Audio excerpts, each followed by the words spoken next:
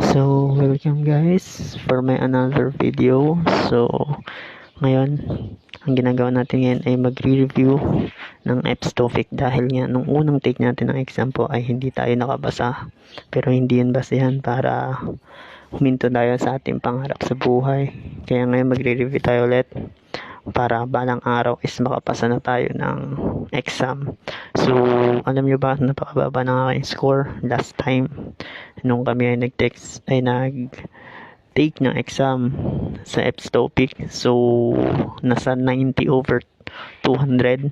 So, 90 lang ako guys. So, ngayon, magre-review tayo ulit. So, sipagan lang and huwag tayong susuko sa pangarap natin. Balang araw is makakapag-abroad din tayo.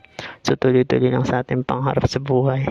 So, don't forget guys to follow for my Facebook page and don't forget to subscribe my YouTube channel. So, please support me guys. Thank you.